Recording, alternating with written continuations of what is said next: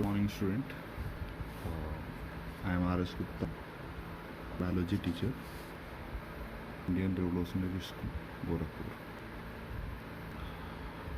बच्चों, हम लोग यहाँ पे एक नया चैप्टर स्टार्ट करने जा रहे हैं, जिस चैप्टर का नाम है कंट्रोल एंड कोऑर्डिनेशन, जो आपके 10th क्लास बायोलॉजी पोर्शन का सेकेंड चैप्टर है। इसके पहले एक बहुत बड़ा सा चैप्टर आप लोगों ने पढ़ लिया होगा, जिस चैप्टर का नाम था लाइफ प्रोसेस। चैप्टर का क्या नाम था? Life process. लाइफ प्रोसेस में आपने बहुत सारे अलग अलग ऐसे प्रोसेस के बारे में पढ़ा होगा जो किसी भी लिविंग ऑर्गेनिज्म को लिविंग रखने के लिए जरूरी होता है। जैसे आपने पढ़ा होगा न्यूट्रिशन, ठीक है। न्यूट्रिशन के बाद आपने पढ़ा होगा रेस्पिरेशन, एक्सपायरेशन, और रेस्पिरेशन और रेस्पिरेशन के पहले और न्यूट्रिशन के बाद आपने पढ़ा होगा ट्रांसपोर्टेशन। उसके बाद आपने पढ़ा होगा एक्सक्रीशन, एक्सक्रीशन पढ़ा होगा। तो बच्चों, 4 टॉपिक आपने पढ़ लिया है लाइफ प्रोसेस का, और इस 4 टॉपिक में आपने अलग अलग ऑर्गन्स के बारे में अलग अलग उनके फंक्शन पढ़े होंगे। न्यूट्रिशन में कौन कौन से ऑर्गन हेल्प करते हैं, रेस्पिरेशन में कौन से ऑर्गन हेल्प करते हैं, ट्रांसपोर्टेशन में कौन से ऑर्गन हेल्प करते हैं, एक्सक्रीशन में कौन से ऑर्गन हेल्प करते हैं, तो कौन से ऑर्गन का क्या फंक्शन है। लेकिन जैसे अगर हम अपनी बॉडी को एक मशीन माने, क्योंकि वो सारे काम करती है बॉडी। जैसे एक ग्राइंडर की तरह भी काम करती है, फूड को ग्राइंड करती है मशीन, ठीक है। तो अगर हम बॉडी को मशीन माने, तो मशीन जो होता है, ये मशीन को हम अननेसेसरी यूज नहीं कर सकते। मशीन को अननेसेसरी यूज नहीं कर सकते। क्यों नहीं कर सकते अननेसेसरी यूज? इसलिए नहीं कर सकते अननेसेसरी यूज क्योंकि उसमें फ्यूल ज़्यादा लगता है, फ्यूल ज़्यादा खर्च होगा, फ्यूल अलग अलग वेस्टेज फ्यूल का होगा। ऐसे ही हमारी बॉडी भी एक मशीन है, और हम कोई भी काम अननेसेसरी नहीं कर सकते, बिना ज़रूरत के कोई काम नहीं कर सकते। क्यों? क्योंकि हमारी बॉडी का जो एनर्जी होगा, एनर्जी हमारे बॉडी का फ्यूल है, तो ये क्या होगा? वेस्ट होगा, ठीक है। तो अब कोई काम हमको अननेसेसरीली नहीं करना है, तो हम जैसे ज़रूरत पड़ने पे मशीन को स्टार्ट करते हैं, काम ख़त्म होने के बाद मशीन का इग्निशन ऑफ करते हैं, ऐसे ही हर वर्क के लिए हमको बॉडी के डिफरेंट ऑर्गन को यूज में लाना होता है, और जब वो वर्क कंप्लीट होता है तो उस बॉडी के उस पर्टिकुलर ऑर्गन को हमको रेस्ट देना होता है, ताकि वो फर्दर फंक्शनिंग ना करे। तो 2 वर्ड इस टॉपिक के नेम में आपको समझ में आते हैं। एक पहला वर्ड है कंट्रोल, दूसरा वर्ड है कोऑर्डिनेशन। अब ये कंट्रोल क्या है? कंट्रोल का मतलब है कि हमको कब कोई वर्क स्टार्ट करना है, मीन्स कौन सा ऑर्गन कब कौन वर्क स्टार्ट करेगा, कब उसको एंड करेगा, कब स्टार्ट करेगा, कब एंड करेगा, किस एक्सटेंट में करेगा, कितना करेगा वर्क। तो ये चीज़ें कंट्रोल से हम सीखते हैं, ठीक है। दूसरा कोऑर्डिनेशन, जैसे हमारी बॉडी ऑर्गन सिस्टम को फॉलो करती है, ऑर्गन सिस्टम जैसे अगर न्यूट्रिशन की बात करें, तो न्यूट्रिशन में एलिमेंट्री कैनाल पढ़ते हैं,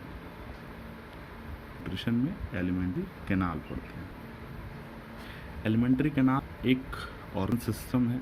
इसमें बहुत सारे ऑर्गन आते हैं, जैसे बक्टल कैविटी आती है, ठीक है। उसके बाद ईसोफेगस आता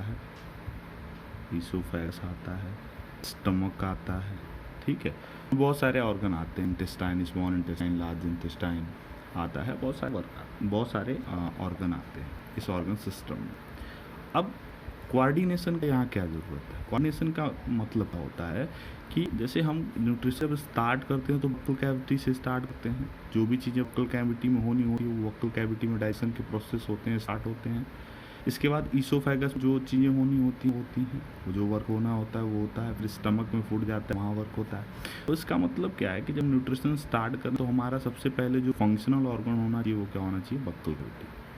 बक्कल कैविटी में फंक्शनिंग स्टार्ट होने के बाद फूड ईसोफेगस पहुंचता है, तो वहाँ पे हम फंक्शनिंग ईसोफेगस के जो ईसोफेगस जो ऑर्गन वो स्टार्ट करता है। फिर उसके बाद फूड पहुंचता है स्टमक में, और स्टमक में जो ग्लैंड्स होते हैं जो सेक्रेशन करते हैं उसका फंक्शनिंग स्टार्ट है। तो पहले बक्कल कैविटी, फिर ईसोफेगस, फिर स्टमक, ये जो सीक्वेंस है, ये सीक्वेंस डिसाइड होता है किससे? कोऑर्डिनेशन से। किससे डिसाइड होता है? कोऑर्डिनेशन से। तो हमको हमारी बॉडी में कोई भी फंक्शन, कोई भी काम होता है, तो उस काम को कंट्रोल भी करना है ताकि वहाँ पे हमारी एनर्जी वेस्ट ना हो, और उसको कोऑर्डिनेट भी करना है ताकि हमारा जो वर्क है या जो हमारा फंक्शन है हमारे बॉडी का वो प्रॉपर तरीके से हो पाए। ठीक है। अब जैसे हम कोई भी मूवमेंट करते हैं, कोई भी मूवमेंट करते हैं या कोई भी वर्क करते हैं, मैं किसी ऑर्गेनिज्म की बात करूँ, कोई मूवमेंट करता है या कोई भी वर्क करता है, लाइफ में कोई भी एक्टिविटी करता है, कोई भी, चाहे वो एक्टिविटी इंटरनल हो, चाहे वो एक्टिविटी एक्सटर्नल हो, बॉडी के अंदर एक्टिविटी हो रही हो या बॉडी के बाहर एक्टिविटी हो रही हो, ये सारी की सारी एक्टिविटी एक रिस्पॉन्स होती है। सारी की सारी एक्टिविटी क्या होती है? एक रिस्पॉन्स होती है। जैसे आपने फिजिक्स में थर्ड लॉ पढ़ा होगा, न्यूटन का थर्ड लॉ पढ़ा होगा कि there is reaction for every action, मतलब एक्शन का रिएक्शन होता है। तो ऐसे ही हमारा जो बॉडी में, जो भी हमारे बॉडी में जो फंक्शन होते हैं, चाहे इंटरनल फंक्शन हो चाहे एक्सटर्नल फंक्शन हो, वो क्या होते हैं? रिस्पॉन्स होते हैं। मतलब ऐसा कुछ ना कुछ बाहर या ऐसा कुछ ना कुछ अंदर या ऐसा कुछ ना कुछ उस पर्टिकुलर ऑर्गन के सराउंडिंग में कुछ ना कुछ ऐसा हो रहा होता है जिस चीज़ को हमारा बॉडी या हमारे बॉडी का कोई ऑर्गन या उसका कोई पार्ट उसको रिस्पॉन्स करता है, और उसी रिस्पॉन्स को हम एक्टिविटी मानते हैं, हम उसी रिस्पॉन्स को वर्क मानते हैं, उसी रिस्पॉन्स को मूवमेंट मानते हैं। कैसे इस चीज़ जस्टिफाई करेंगे? समझते हैं इस चीज़ को कैसे जस्टिफाई करेंगे। पहला चीज़ जस्टिफिकेशन का मतलब, जैसे ही हमारी बॉडी, हमारे स्टमक में, पहली बात हम करें स्टमक की, तो जैसे ही हमारे स्टमक में हमारा फूड पहुंचता है, जैसे ही स्टमक में हमारा फूड पहुंचता है, तो फूड के पहुंचने के साथ साथ फूड जैसे ही पहुंचा तो ये एक्शन है कि हमारे स्टमक में गया, वहाँ पे पहुंच गया। अब इस फूड के स्टोरेज के साथ हमारा जो स्टमक का वॉल है वो एक जूस सेक्रेट करता है।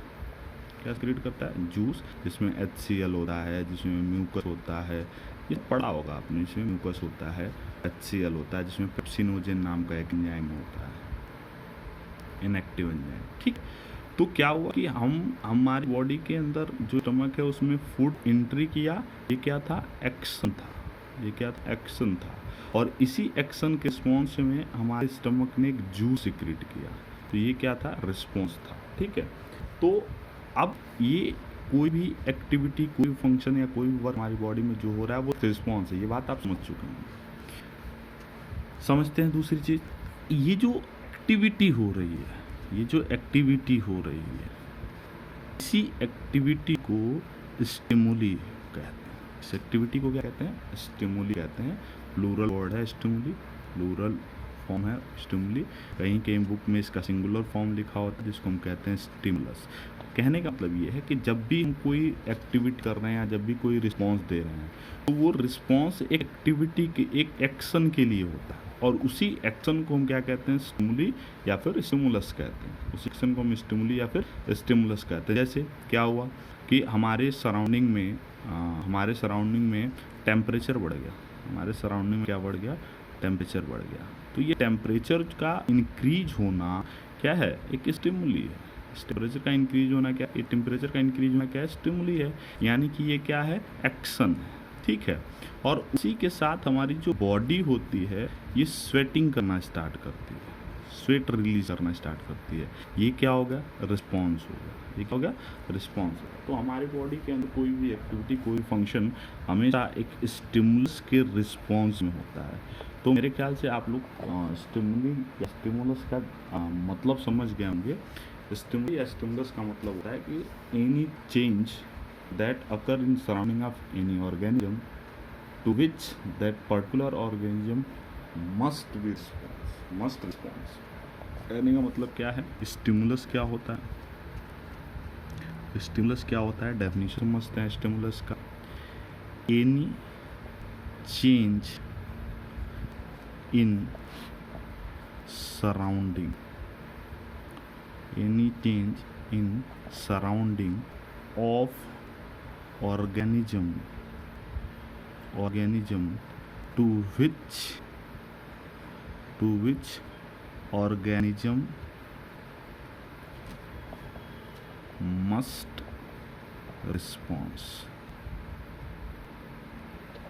रिस्पॉन्स मतलब कोई भी चेंज जो किसी ऑर्गेनिज्म के सराउंडिंग में, उसके आसपास, उसके किसी ऑर्गन के पास हो रहा है, उस चेंज को अगर ऑर्गेनिज्म को रिस्पॉन्स करना ही है तो दैट पर्टिकुलर चेंज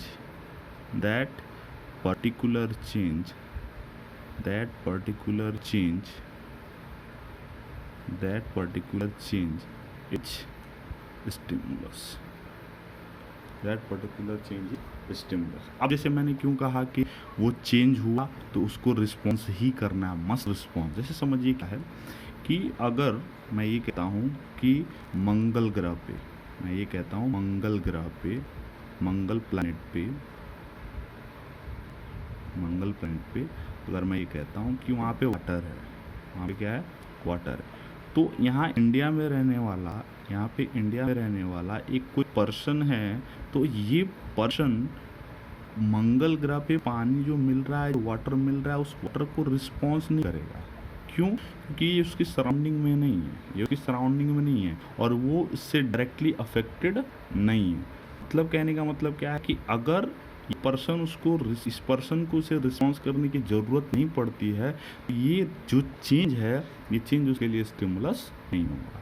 तो स्टिमुलस कब होगा? पहली बात, स्टिमुलस कब होगा कि वो चेंज उसकी सराउंडिंग में होना चाहिए, उसके आसपास होना चाहिए, और उस चेंज को वो पर्टिकुलर ऑर्गेनिज्म जो है वो रिस्पॉन्स करे, कुछ रिस्पॉन्स दे, कुछ एक्टिविटी दे, तो उस चेंज को हम क्या कहेंगे? स्टिमुलस कहेंगे। जैसे टेम्परेचर का बढ़ जाना, टेम्परेचर का गिर जाना, कोई हमारी बॉडी को टच कर रहा है तो हम टच कर रहा है तो उसको फील करते हैं, उसको रिस्पॉन्स करते हैं, ठीक है।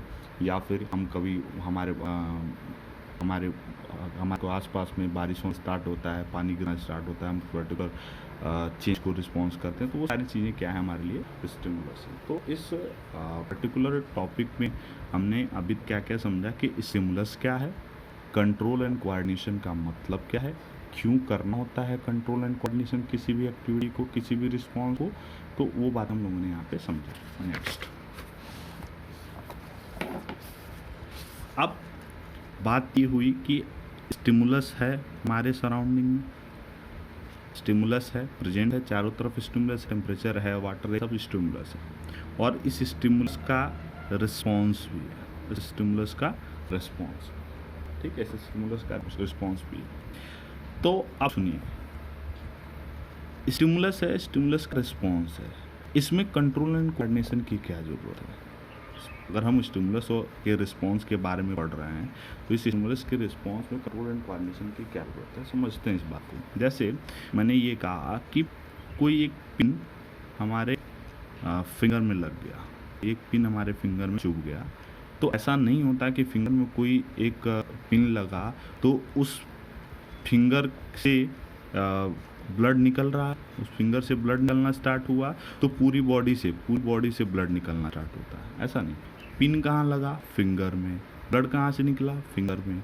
कहने का मतलब क्या है कि ये जो पिन का लगना ये हमारी बॉडी के लिए स्टिमुलस है, तो उस पर्टिकुलर स्पॉट से ब्लड का रिलीज होना क्या है? उसका रिस्पॉन्स है। तो कंट्रोल एंड कोऑर्डिनेशन ये कह रहा है कि किस स्टिमुलस को कौन सा ऑर्गन रिस्पॉन्स करेगा और किस मैनर में रिस्पॉन्स करेगा, इसी चीज़ की स्टडी को हम क्या कहते हैं? कंट्रोल एंड कोऑर्डिनेशन कहते हैं, ठीक है। अब आगे समझते हैं दूसरी चीज़। बेसिकली हमारे सराउंडिंग में या हमारी स्टडी के जो सिलेबस है, उस सिलेबस में दो ही तरह की चीज़ों को हम पढ़ते हैं, एनिमल और प्लांट। दो तरह की चीज़ को पढ़ते हैं, दो तरह के ऑर्गेनिज्म को पढ़ते हैं, एनिमल और प्लांट। आपने और भी तरह के ऑर्गेनिज्म के बारे में पढ़ा होगा 9th क्लास में, मोनेरा, प्रोटिस्टा, फंगी, और उसके बाद प्लांट और एनिमल। तो चूँकि मोनेरा, प्रोटिस्टा जो है वो यूनिसेलुलर ऑर्गेनिजम्स थे, तो वहाँ पे हमारे को बहुत सारी चीज़ को नहीं पढ़ना था, बहुत सारी चीज़ों को हमको पता था कि एक सेल पूरी हर तरह का फंक्शन परफॉर्म करती है। और बेसिकली हमारे पास दो बड़े बड़े किंगडम हमारे को मिलते हैं, एक प्लांट और एक एनिमल। इसके बारे में हमको पढ़ना है। तो कंट्रोल एंड कोऑर्डिनेशन प्लांट और एनिमल में कैसे होता है इसके बारे में समझता है।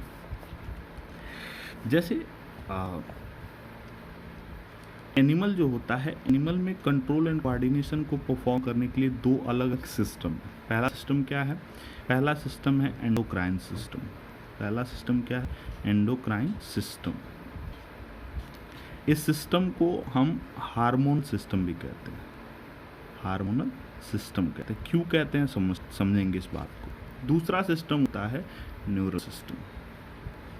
न्यूरल सिस्टम, दूसरा सिस्टम क्या होता है? Neural system. जैसे हमारी बॉडी में अपने सेल जब पढ़ा होगा तो सेल में आपने न्यूरॉन पढ़ा होगा, और न्यूरॉन को आपने पढ़ा हो कि ये स्ट्रक्चरल एंड फंक्शनल यूनिट किसका? नर्वस सिस्टम का, न्यूरल सिस्टम का।